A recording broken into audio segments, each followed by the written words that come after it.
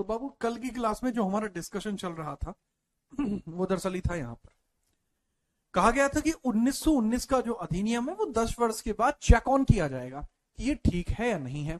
ये बात यहां पर कही गई थी। अब हम देखते हैं कि ये जो चेक ऑन है वो किस प्रकार से होगा या नहीं होगा, होगा तो कब होगा, होगा तो कैसे होगा। ठीक है, चलिए, जैसा कि आप सभी जानते हैं यह कोई आम क्लास नहीं है, पूछता है भारत में, मैं जीत राणा स्वागत करता हूं आप सभी का। तो चलिए क्लास स्टार्ट करते हैं। ठीक है, आगे बढ़िए भाई। हेडिंग आप डालनी है आपको, क्या बोला? हेडिंग ऐसा डायरेक्टली समझो, पहले हेडिंग बाद में डालना।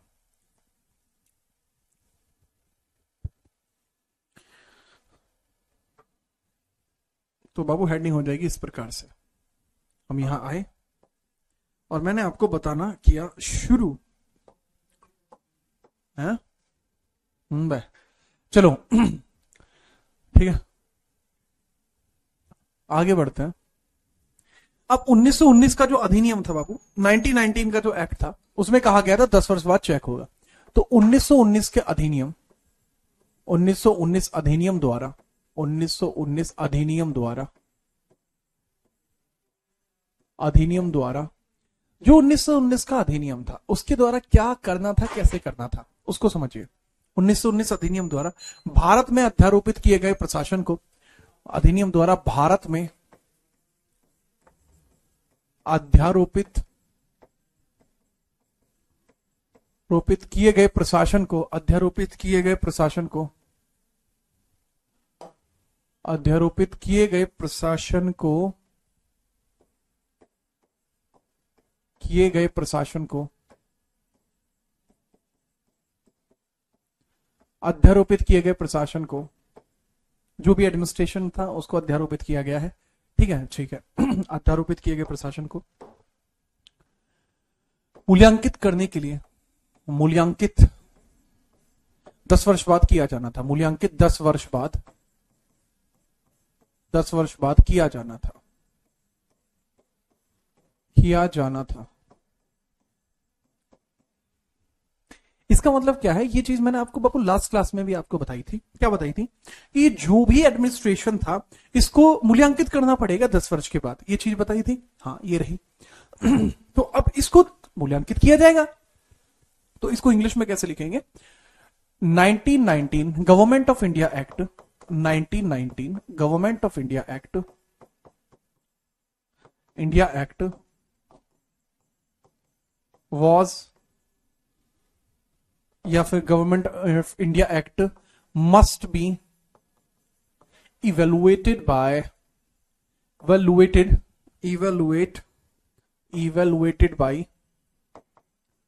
evaluated by 10 years, evaluated by 10 years of imposing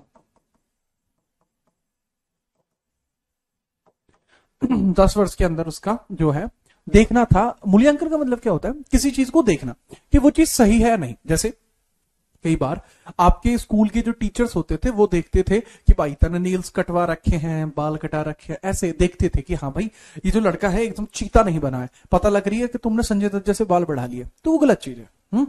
लोग की सोचे बाल बढ़ा बदमाश बने हैं पर ऐसी गलत बात है। तो ये जो चीज है इसको किया जाना था। सर आपको कैसे पता ये किया जाना था? बाबू 1919 के अधिनियम में ये बात लिखी हुई थी। ठीक है सर, तो कब होना चाहिए था? अब 1919 से 10 साल कब होनी चाहिए थी? 10 इयर्स कब होनी थी? 10 इयर्स कब होनी थी? अगर इसमें हम 10 इयर्स जोड़े तो आना चाहिए था 1929। यही तो होना चाहिए था, है? यही तो होना चाहिए था, पर नहीं हुआ। सर क्यों नहीं हुआ? दरअसल 1929 में ब्रिटेन में इलेक्शन थे। क्या था बाबू? 1929 में ब्रिटेन में इलेक्शन थे, ब्रिटेन में इलेक्शंस थे, यानी चुनाव थे। ब्रिटेन में इलेक्शंस थे, या फिर कह सकते हैं ब्रिटेन में चुनाव थे। तो क्योंकि ब्रिटेन में चुनाव है इस कारण से मूल्यांकन को 2 वर्ष पहले शुरुआत की जाती है। इस कारण से मूल्यांकन की शुरुआत पहले कर दी जाती है। इस कारण इसका मूल्यांकन इस कारण इसका मूल्यांकन 2 वर्ष पहले प्रारंभ कर दिया गया।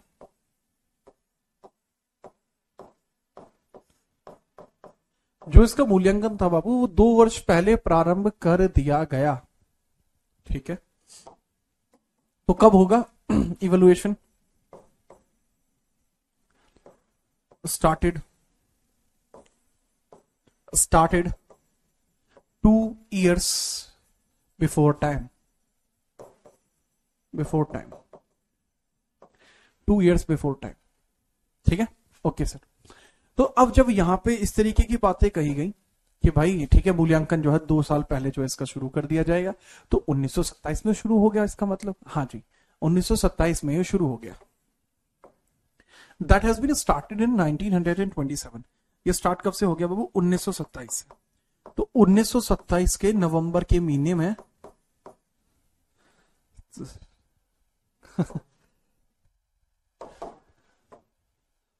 नवंबर के महीने में 1927 में इस कार्य के लिए, ठीक है, क्या किया जाता है? एक समिति का गठन किया गया, एक समिति बनाई गई, एक समिति बनी, यानी एक commission has been formed, a commission has been formed. और वो क्या है? उस कमीशन का नाम क्या है? Simon commission. Simon commission.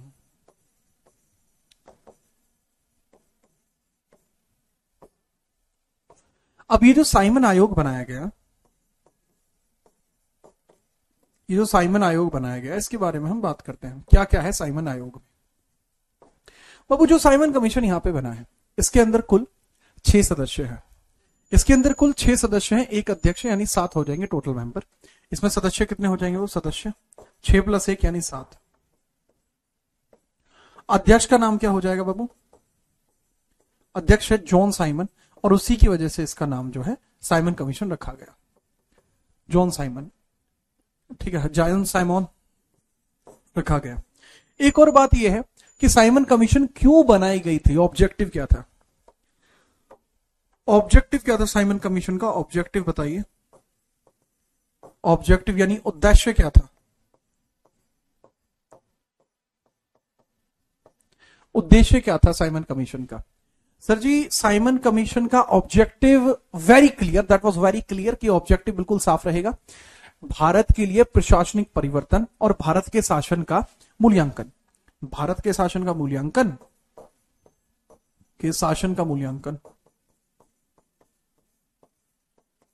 Bharat के शासन का मूल्यांकन।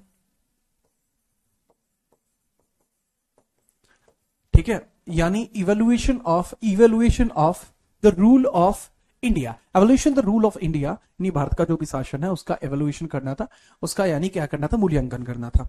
और दूसरा, भारत के लिए प्रशासनिक सुधार। भारत के लिए प्रशासनिक सुधार,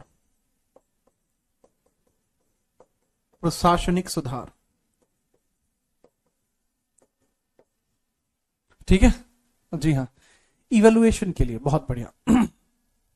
तो बाबू, ये 2 चीज यहां पे कर दी गई, तो इसको लिख सकते हैं। What is the meaning of this? That is, इसको बोलते हैं एडमिनिस्ट्रेशन। इंग्लिश में एक ही जगह लिख रहा हूं, administration, evaluation and reform. Evaluation और इसी में था रिफॉर्म।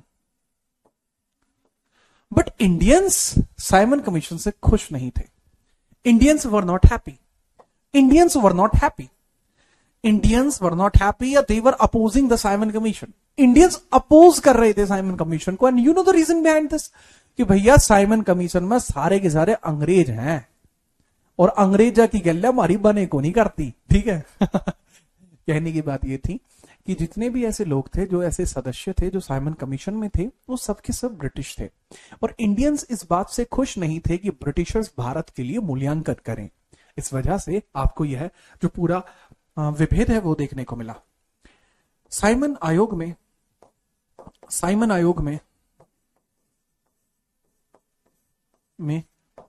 सभी ब्रिटिश होने के कारण, सभी ब्रिटिश सदस्य होने के कारण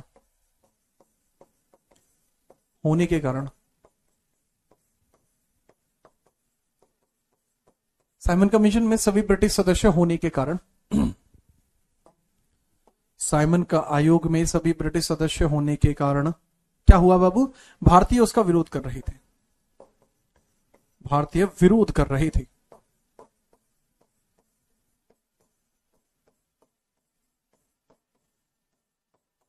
ठीक है, इंडियंस वर अपोजिंग दिस। ठीक है, Indians were opposing this, Indians were opposing this, Indians were opposing this. एक बच्चा कह रहा है कि सर आपको न्यूज चैनल पे बुलाया गया था। बाबू सिर्फ न्यूज चैनल पे नहीं बुलाया गया था, कई सारे इंटरव्यूज मेरे अलग अलग न्यूज चैनल्स पर अपलोडेड है। जैसे आज तक पे भी है मेरा एक दो इंटरव्यू, TV9 भारतवर्ष पे है, ABP न्यूज पे है, न्यूज 18 इंडिया पे है, न्यूज इंडिया 24/7 पे है। तो ऐसा है जी। ठीक है जिस दिन आप कक्षा नहीं लेते, जिस दिन आप कक्षा नहीं लेते उस दिन हम बुलंदशहर को याद करते हैं। वाह वाह वाह वाह सचिन, अद्भुत नोट करो फिर आगे बढ़ते हैं।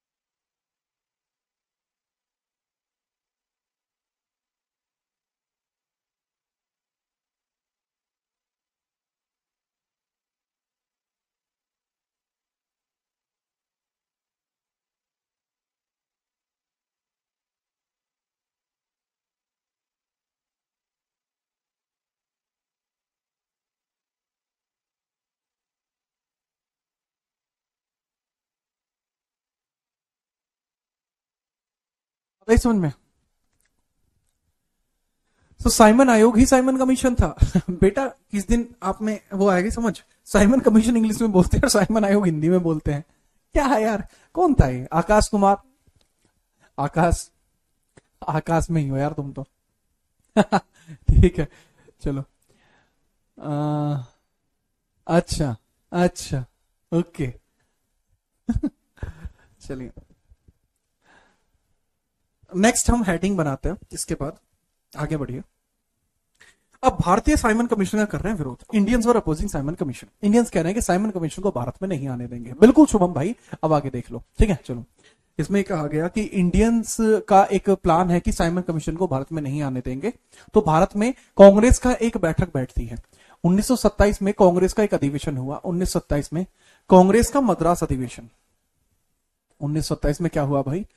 कांग्रेस का मद्रास अधिवेशन, कांग्रेस का मद्रास अधिवेशन, मद्रास अधिवेशन। ठीक है, इसको बोलते हैं Madras session of Congress, Madras session of, Madras session of Congress, Madras session of Congress. Congress का होता है वो मद्रास सेशन। ठीक है चलो, तो जब कांग्रेस का मद्रास सेशन होता है तो इसके अंदर अध्यक्ष कौन है बाबू? अध्यक्ष M A Ansari.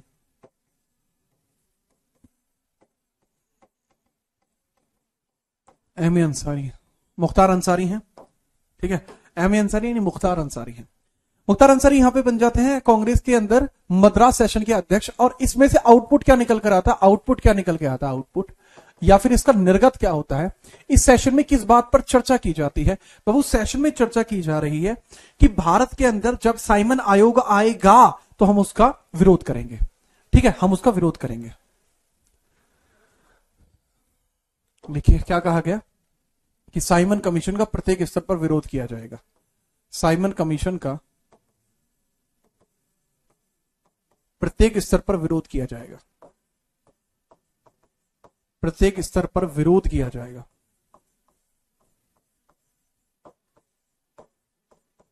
Simon commission का प्रत्येक स्तर पर क्या होगा बाबू? विरोध होगा साइमन कमीशन का। ठीक है, Simon commission will be opposed at each level, will be opposed at each level, at each level, हर एक स्तर पर साइमन कमीशन का विरोध होना है, और जो काफी ज्यादा विरोध रहने वाला है। ठीक है सर जी, एग्री हो, एग्री हो, एग्री हो, yes sir, yes sir, yes sir, okay, ठीक है, आगे बढ़िए फिर। तो साइमन कमीशन के विरोध की बात की जाती है कि भाई हर स्तर पर साइमन कमीशन का अपन लोग को विरोध करना पड़ेगा, तो ये बात अपन जो है कहती जाती है। तो इसके बाद क्या होता है, इतनी सारी बात कहे जाने के पश्चात क्या होता है सर, इसके बाद समझिए क्या होता है। नेक्स्ट पॉइंट बताइए, क्या भारत के अंदर, अच्छा, गो बैक साइमन के नारे यहीं से निकले हैं, इसी का एक आउटपुट जो है गो बैक साइमन के नारे भी हैं। गो बैक साइमन के नारे, गो बैक साइमन के जो नारे हैं, स्लोगन्स हैं, नारे अर्थात स्लोगन्स, वो भी यहीं से निकले हैं कि Simon go back, Simon go back, वो नारे यहीं से इसका आउटपुट निकला है। ठीक है, चलिए, ठीक है, चलिए। अब इसके अंदर क्या होता है बाबू, 1927 के अंदर क्या भारत के अंदर साइमन कमीशन आया? हाँ जी, भारत के अंदर साइमन कमीशन आया। लिखिए, भारत में साइमन कमीशन का आगमन, हेडिंग बनाएंगे, भारत में साइमन कमीशन का आगमन। भारत में साइमन कमीशन का आगमन, साइमन कमीशन का आगमन।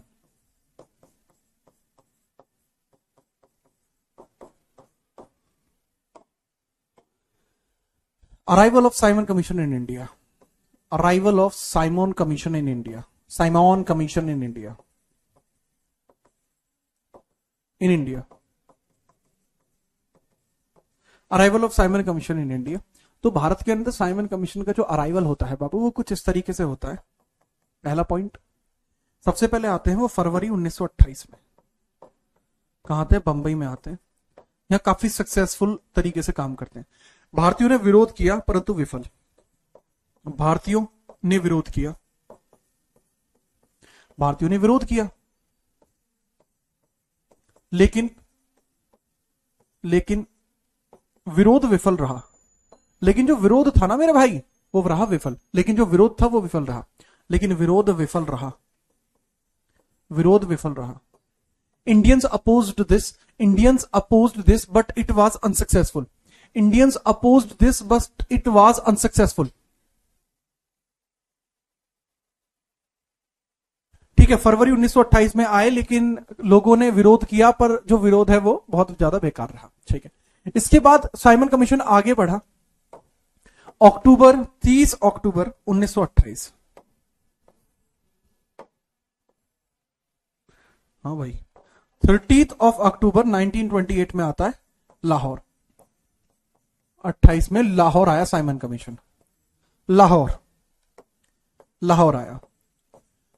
लाहौर में इसके खिलाफ विरोध प्रदर्शन चल रहा था, लाहौर में इसके खिलाफ चल रहा था बाबू विरोध प्रदर्शन। ठीक है, लाहौर में क्या चल रहा था? विरोध प्रदर्शन, विरोध प्रदर्शन चल रहा था। लाहौर में इसके खिलाफ चल रहा था विरोध प्रदर्शन। ठीक है सर जी, विरोध प्रदर्शन किसके द्वारा किया गया था? लाला लाजपत राय, लाला लाजपत राय प्लस लाहौर कॉलेज के स्टूडेंट्स, लाहौर कॉलेज छात्र, लाहौर कॉलेज के जो छात्र थे, स्टूडेंट ऑफ लाहौर कॉलेज। और बड़ी बात यह है कि भगत सिंह भी इसमें शामिल थे, इसमें भगत सिंह भी शामिल थे। जो ये विरोध कर रहे थे ना बाबू, ये हिंसक हो गए, विरोध कर रहे थे, अब यह हिंसा फैल जाती है, क्योंकि जो स्टूडेंट्स हैं वो है गर्म खून, और जब खून गर्म है तो आपको पता है मैटर बढ़ सकता है। तो खून इतना ज्यादा गर्म हो जाने की वजह से मैटर हो जाता है। और यहां पर जो एक ब्रिटिश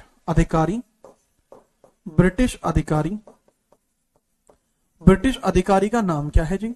सर जी, ब्रिटिश अधिकारी का नाम है James Anderson Scott, James Scott. ठीक है भाई, जेम्स एंडरसन स्कॉट। तो बाबू जो जेम्स स्कॉट है ना, वो लाठीचार्ज के आदेश दे देता, लाठीचार्ज। तो जैसे ही उसने लाठीचार्ज यहां पर किया है, तो इस लाठीचार्ज में लाला जी घायल हो जाते हैं, घायल, और फिर नवंबर के महीने में उनकी डेथ हो जाती है, और नवंबर 1928 में उनकी डेथ हो जाती है। तो यहां पर भगत सिंह कसम खाते हैं कि मैं इनकी मौत का बदला लेकर रहूंगा, कि मैं इनकी मौत का बदला जो है लेकर रहूंगा, ये कहा जाता है। ठीक है बाबू, एक बार फटाफट से मुझे बताइए।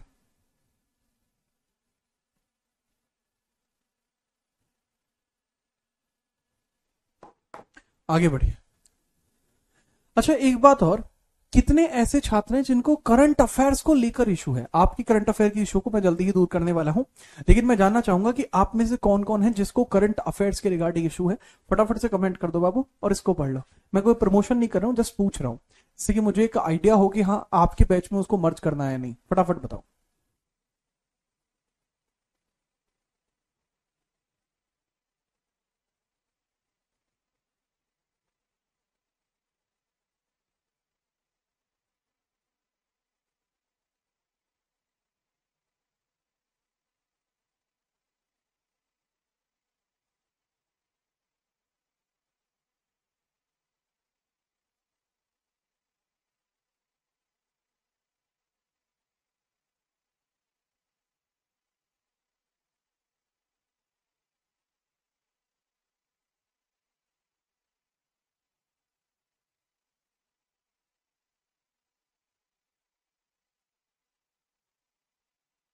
अच्छा काफी बच्चे हैं करंट अफेयर्स वाले तो, ठीक है बेटा। आकाश एक किताब का नाम ले रहा है बेटा, आप उसे नहीं पढ़ सकते। मुझे इशू है सर। अबे इशू लड़की का नाम होता है, इशू अलग होता है, समझ गए? ठीक है, ओके ओके, ठीक है ठीक है। करंट अफेयर्स के लिए अपन करते हैं कुछ। Yes sir. तो मुझे अच्छा लगा भाई, अंदर अंदर स्टार्ट हो जाएगी, पहले पुरानी कवर करेंगे फिर नई पे आएंगे। ठीक है, रेगुलर कर देते हैं आप। चलो भैया, इसके बाद देखते हैं क्या होता है। ठीक है, लेकिन आपको यह समझना है, साइमन कमीशन के इतने विरोध के बाद भी साइमन कमीशन नहीं रुका है। आपको यह थोड़ा समझना होगा, साइमन कमीशन का विरोध हुआ, बहुत विरोध हुआ, पर साइमन कमीशन नहीं रुका। साइमन कमीशन ने अपना काम किया और उसको पूरा किया, वो रुक नहीं पा रहा है। तो इसके बाद क्या होता है चौबे जी, वो देखिए आप, समझिए। अब यहां पर दो तरीके की गतिविधियां आपको देखने को मिलती हैं साइमन कमीशन के विरोध में। साइमन कमीशन के विरोध में तथा लालाजी की हत्या के विरोध में कुछ भारतीय ऐसे हैं जो इनकी खिलाफत करना शुरू कर देते हैं। ठीक है, साइमन कमीशन तथा लालाजी की हत्या के विरोध में, तथा लालाजी की हत्या के विरोध में, लालाजी की हत्या के विरोध में, हत्या के विरोध में। तो मैंने क्या बताया, साइमन कमीशन तथा लालाजी की हत्या के विरोध में बहुत सारे भारतीय, बहुत सारे भारतीय राजनीतिक प्रदर्शन भी करते हैं। भारतीय राजनीतिक प्रदर्शन करते हैं, पॉलिटिकल अग्रेशन दिखाते हैं, प्रदर्शन करते हैं, प्रदर्शन करते हैं, राजनीतिक प्रदर्शन करते हैं। इसका मतलब है ये करते हैं पॉलिटिकली, पॉलिटिकली अवॉइड करते हैं चीजों को। यानी क्या करते हैं, पॉलिटिकल, एक पॉलिटिकल एग्रेशन देखने को मिलता है, पॉलिटिकल एग्रेशन। और रीजन क्या है, वही साइमन कमीशन तथा लालाजी की हत्या। इसका जो रीजन है वो बिल्कुल यही है। परंतु इस पॉलिटिकल एग्रेशन के लिए इस समय भारत राज्य सचिव कौन था? इस समय भारत राज्य सचिव, भारत राज्य सचिव कौन था बाबू? इस समय भारत राज्य सचिव कौन था? सेक्रेटरी फॉर इंडिया स्टेट कौन था इस समय? सेक्रेटरी फॉर इंडिया स्टेट कौन था? India state. इस समय सेक्रेटरी फॉर इंडिया स्टेट कौन था? भारत राज्य सचिव इस समय कौन था? समझिए, भारत राज्य सचिव कौन था इस समय? भाई सेक्रेटरी फॉर इंडिया स्टेट इस समय कौन था? नाम डालिए। उसका नाम था ब्रिकिनहेड, बर्किनहेड, ब्रिकिनहेड बोला जाता है, बर्किनहेड। तो जाओ बाबू, बर्किनहेड है ना ये, बर्किनहेड भारतीयों से मांग करता है कि तुम्हें क्या चाहिए ये बताओ, याद रखना। बर्किनहेड भारतीयों से प्रशासनिक सुधारों की सूची मांगता है, भारतीयों से सलाह मांगता है, या फिर आप मांग लीजिए भारतीयों से प्रशासनिक सुधार की रिपोर्ट मांगता है, प्रशासनिक सुधार रिपोर्ट मांगता है, सुधार रिपोर्ट मांगता है, रिपोर्ट मांगता है। वो भी कब मांगी हुई है? 1928 में, 1928। इसमें क्या बर्किनहेड डिमांडेड रिफॉर्म रिपोर्ट,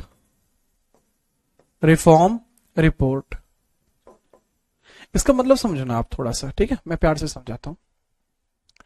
यहां पर जो बर्किनहेड वो कहता है कि तुम साइमन कमीशन का विरोध कर रहे हो भारतीय लोग। तो भारतीयों ने कहा हाँ। कह लगे क्यों कर रहे हो? कह लगे कि ये जो प्रशासनिक सुधार करना चाहते हैं वो हमें नहीं चाहिए। तो बर्किनहेड कहता है तो तुम बता दो तुम्हें क्या चाहिए है? अगर तुम साइमन की रिपोर्ट नहीं मानना चाहते तो तुम ये बता दो तुम्हें क्या चाहिए। तो सर ये तो बहुत बड़ी बात हो गई कि इन्हें क्या चाहिए। बड़ी बात नहीं है सर ये, मैं यार बहुत बड़ी बात है, सच में काफी बड़ी बात है। तो उसी के संदर्भ में जो डिमांड करते हैं तभी, ठीक है, इसका प्रत्युत्तर दिया जाता है। बर्किनहेड के द्वारा कही गई इस बात का प्रत्युत्तर दिया जाता है। आवेश में आकर मोतीलाल नेहरू एक रिपोर्ट प्रस्तुत कर देते हैं, जिस रिपोर्ट का नाम था नेहरू रिपोर्ट ऑफ 1928। गर्म घाव में 1928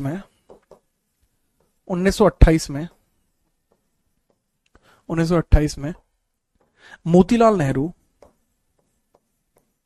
1928 में मोतीलाल नेहरू रिपोर्ट पेश करते हैं।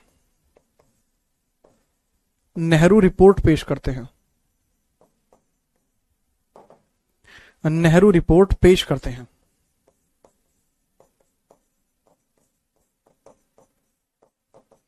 क्या पेश करेंगे भाई? नेहरू रिपोर्ट पेश करेंगे। Got the point? Yes sir. Motilal Nehru report पेश करेंगे। क्या पेश करेंगे? नेहरू रिपोर्ट पेश करेंगे। ठीक है, चलो याद रखना।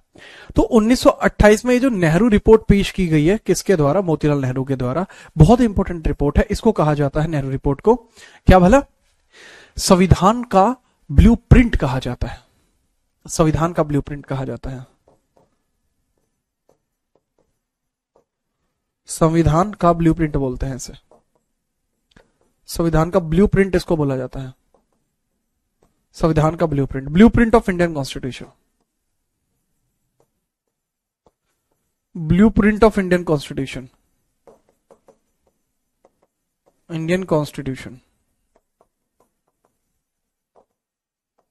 ब्लूप्रिंट ऑफ इंडियन कॉन्स्टिट्यूशन यहां पर किया जाता है। रेडी? ठीक है भैया। इसमें ना कुछ बातें हैं, जैसे इसके अंदर 19 फंडामेंटल राइट की बात कही गई थी।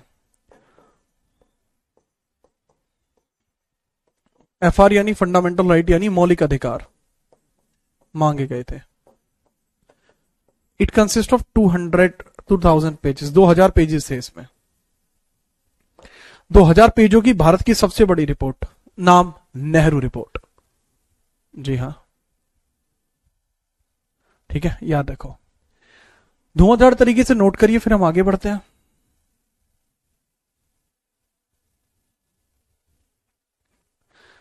ठीक है, चलो। अच्छा, एक बात और बता दो कि आपके लिए जो करंट अफेयर स्टार्ट करूं वो मैं ऐप के अंदर करूं या फिर यूट्यूब पे, ये बताओ।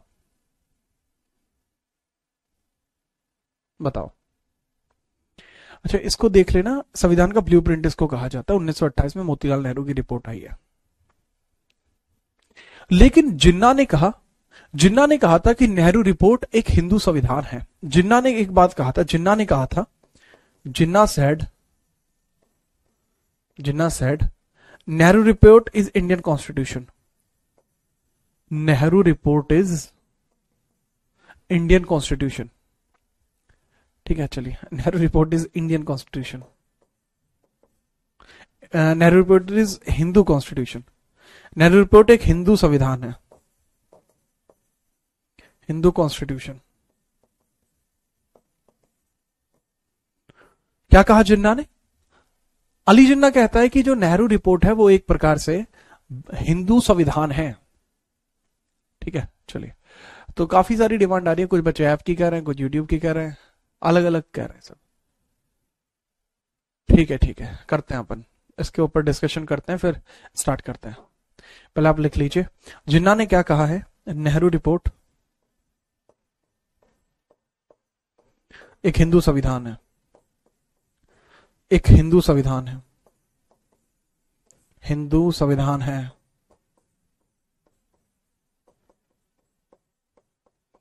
तो गर्म घाव में यह बात कह दी जाती है, किसके द्वारा? जिन्ना के द्वारा। ठीक है, चलो।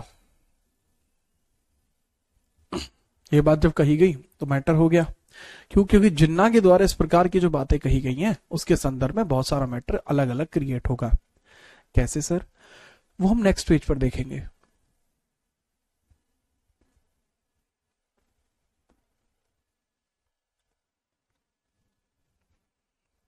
बताइए।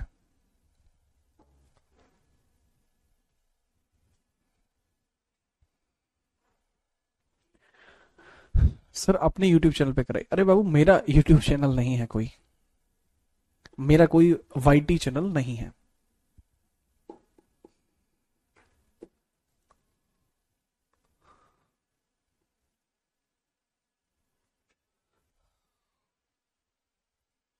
ठीक है, आगे बढ़े। अब जिन्ना के द्वारा जब ऐसी बात कही गई तो जिन्ना से भी बिरकिनहेड ने कहा कि भाई तुम क्या चाहते हो, तुम भी बता दो। जिन्ना कौन है? और जिन्ना वही है जिसकी वजह से आज पाकिस्तान है।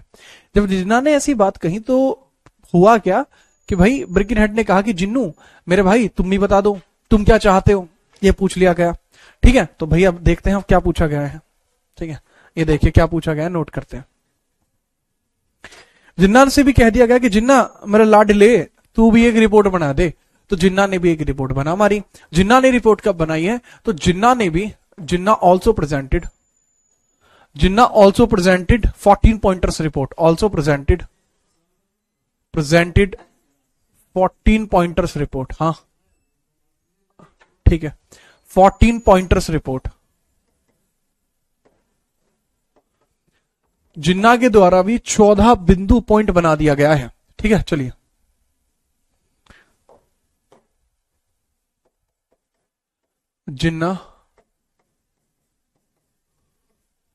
जिन्ना भी 14 बिंदु रिपोर्ट तैयार करते हैं।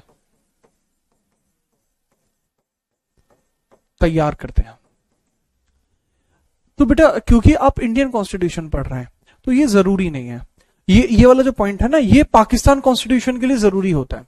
1929 में जो पाकिस्तान कॉन्स्टिट्यूशन जब बनता है ना, तो उसकी फाउंडेशन यहां से होती है पाकिस्तान कॉन्स्टिट्यूशन की। अपन लोग पढ़ते हैं हिंदी कॉन्स्टिट्यूशन, इस वजह से। ठीक है, समझ में आई बात? हाँ, तो ये इसमें कुछ ऐसा मैटर रेडी होता है। इसके बाद 1929 में साइमन कमीशन भी अपनी रिपोर्ट पेश कर देता है। 1929 में साइमन कमीशन भी अपनी रिपोर्ट पेश कर देता है। 1929 में साइमन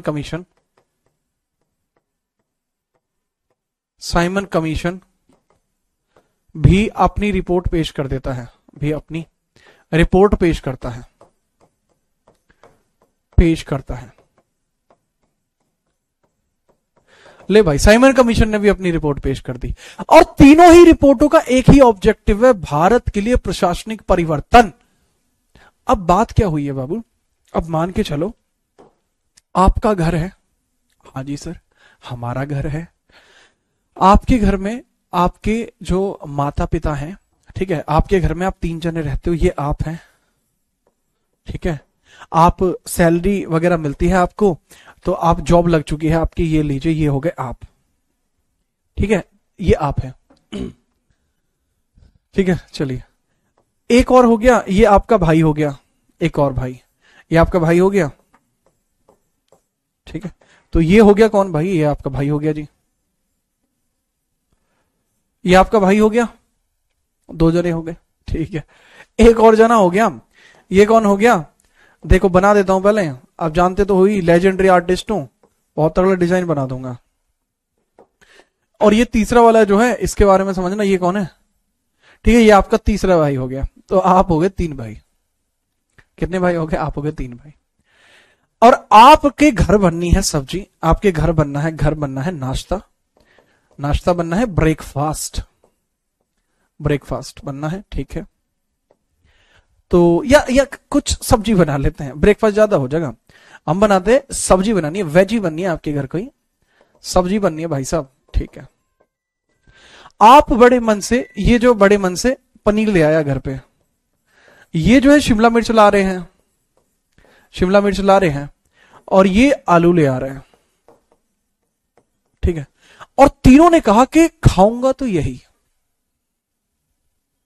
ठीक है, मैटर है, खाऊंगा तो यही, क्या लगा? ठीक है, जब इस तरीके की बातें कही गई तो एक अब एक बात बताओ, क्या बनेगा?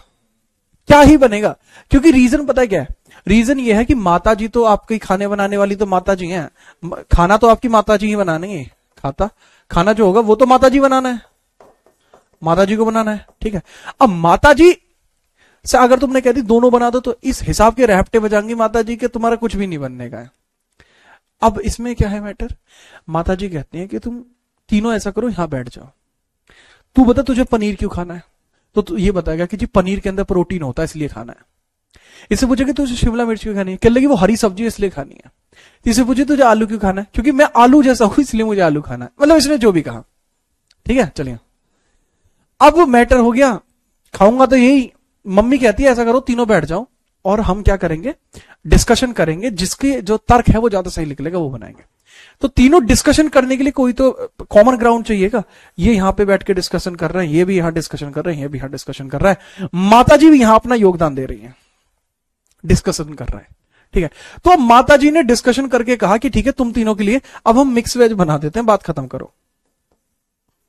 तो मिक्स वेज के अंदर तेरा पनीर भी डल जाएगा, तेरी शिमला मिर्च भी डल जाएगी, और तेरे आलू भी डल जाएंगे, बात खत्म। बताओ कैसा लगा आइडिया? बताओ, ठीक है। अरे वो नहीं बनेगा, मम्मी चाहेंगी, मम्मी क्या कर जाएंगी है, मम्मी कौन सा बाजार से खरीद के लेके आएंगी, सब्जी तो यही लेके आए हैं तीनों, बात है सुना। अब कुछ इसी प्रकार से आपको क्या देखने को मिल रहा था, इसी तरीके से सेम यही एग्जांपल आपने दिमाग लगा दिया। अब भारत के लिए सब्जी नहीं बनानी थी, अब अगर मैं इसको अपने बेसिक एग्जांपल के तौर पर बनाऊं, देखो दिमाग मत लगाओ ज्यादा, जैसे बेसिक एग्जांपल के तौर पर आपको लगाऊं, तो वेजीज की जगह तो हमें करने हैं प्रशासनिक परिवर्तन, यही करने थे हमने प्रशासनिक परिवर्तन, यानी हमें करना था भारत का भविष्य कैसा होगा, एडमिनिस्ट्रेशन चेंजेस, एडमिनिस्ट्रेशन के चेंज करने थे, ठीक है जी हाँ। अब 3 चीज थी हमारे पास, कैसे? नेहरू रिपोर्ट, नेहरू रिपोर्ट थी 1928 में आई, तो ये भी चाहते थे इसमें से कुछ लिया जाए। जिन्ना रिपोर्ट थी, जिन्ना रिपोर्ट थी, जिन्ना रिपोर्ट भी चाहती थी कि इसमें से भी कुछ लिया जाए, वो 1929 में आई। और यहां पर साइमन रिपोर्ट भी थी, साइमन रिपोर्ट भी चाहती थी कि इसमें से कुछ जरूर इसमें यूज किया जाए, ये भी 1929 में आई। और इसके ऊपर डिसीजन देना था ब्रिटिश गवर्नमेंट को, इसके ऊपर डिसीजन किसको देना था, डिस्कस किसको करना था, ब्रिटिश गवर्नमेंट को इस पर डिस्कशन देना था। तो ये हो जाएगी ब्रिटिश गवर्नमेंट, ये हो जाएगी बाबू ब्रिटिश गवर्नमेंट। तो ब्रिटिश गवर्नमेंट ने कहा कि तुम तीनों एक जगह आ जाओ, बैठ के डिस्कशन कर लेंगे, फिर उसका आउटपुट निकालेंगे। तो बेटा बैठ के डिस्कशन करने के लिए क्या किया जाता है, इन सबको लंदन बुला लिया गया कि तुम लंदन आ जाओ तीनों के तीनों। तो वहां क्या होता है, राउंड टेबल कॉन्फ्रेंस, आरटीसी, जिसको बोलते हैं गोल मेज सम्मेलन, गोल मेज सम्मेलन। कहते हैं कि भाई बैठ के बात करेंगे, बैठ के बात करेंगे जो भी होगा, आरटीसी राउंड टेबल कॉन्फ्रेंस होंगे। आरटीसी होती है तीन आरटीसी कौन कौन सी है, 1930 में हुई, 31 में हुई और 32 में हुई, 31 में और 1932 में। और तब इसका आउटपुट जो कि मिक्स वेज था ना, तो इसका आउटपुट क्या हुआ बाबू, इसका आउटपुट होगा 1935 का अधिनियम। तो 1935 के अधिनियम के लिए सारी की सारी कहानी चल रही है, ठीक है। चलो पता लगी, एग्जाम्पल बताओ, एग्जाम्पल कैसा था, ठीक है, बढ़िया, एग्जाम्पल बताइए फटाफट से।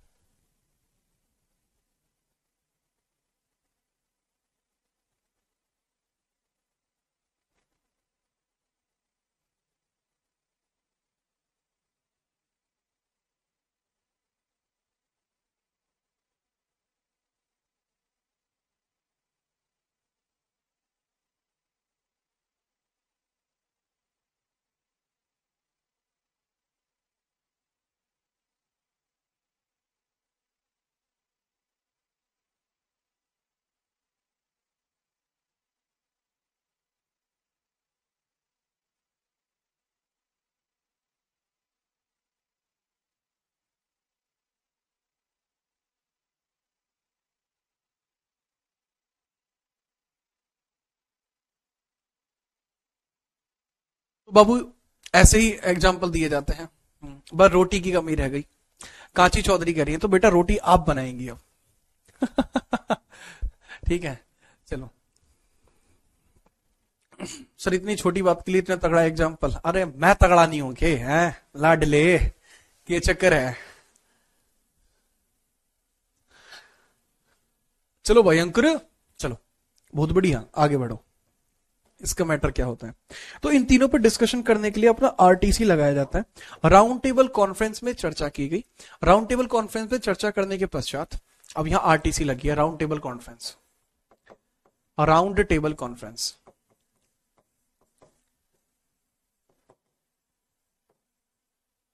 ठीक है।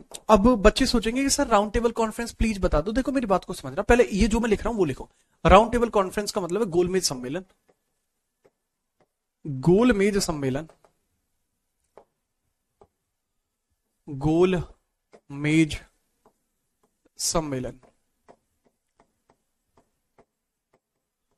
ठीक है भाई। ये हुआ है एक 1930 में, एक 1931 में, एक 1932 में।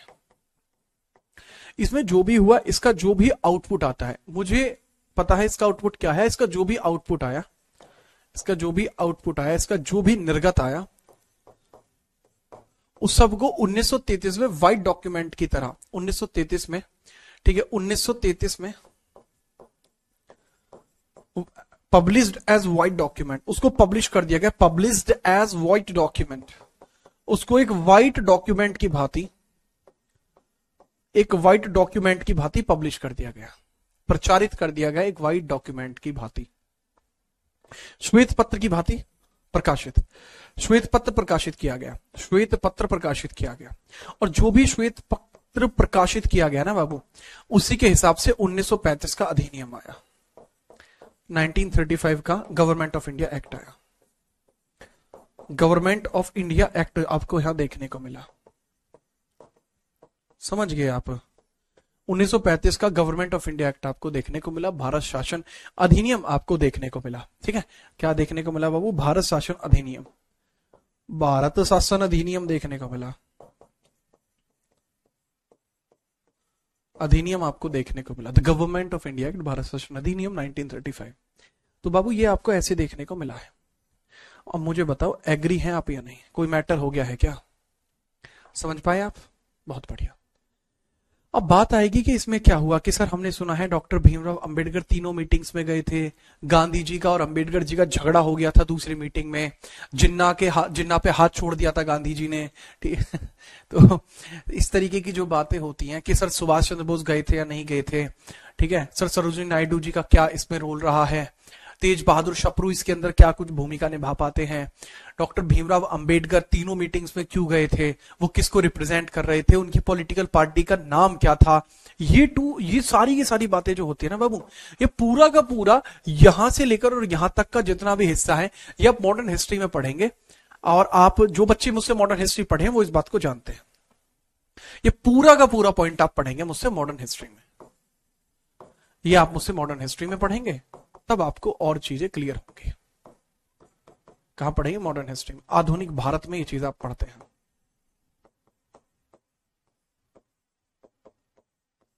ठीक है। आधुनिक भारत का हिस्सा है।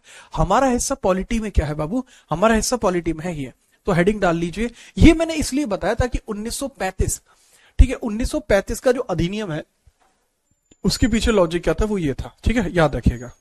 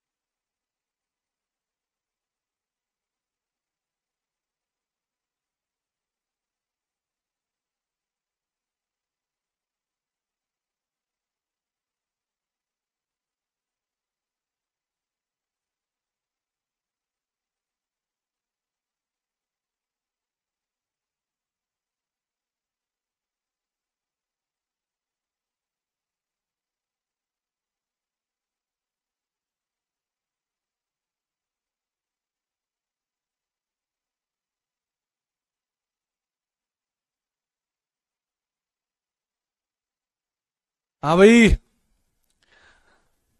ठीक है चलो। क्लियर हुआ मैटर बाबू? क्लियर तो हो ही जाना चाहिए था, यही तो बात होती है। तो ये मेरे ख्याल से तो आप समझ पाए होंगे ये मैटर है। अब डायरेक्ट हेडिंग डालिए 1935 के अधिनियम में होने वाले प्रमुख बदलाव। ठीक है चलिए, 1935 के अधिनियम में होने वाले प्रमुख बदलाव। तो हेडिंग अगली होनी चाहिए, important changes by 1935 act. Heading डालिए इंपोर्टेंट, या फिर 1935 अधिनियम डालेंगे हेडिंग, और उसके महत्वपूर्ण परिवर्तन। 1935 भारत शासन अधिनियम,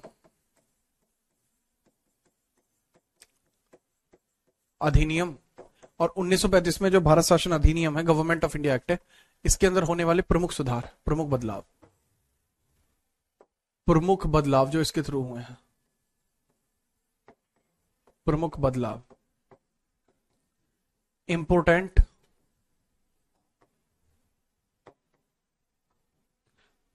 चेंजेस या रिफॉर्म्स, वो बाबू कल की क्लास में बात करेंगे। ठीक है चलो, इसके बारे में अपन कल की क्लास में बात करेंगे। आज के लिए इतना ही रहेगा।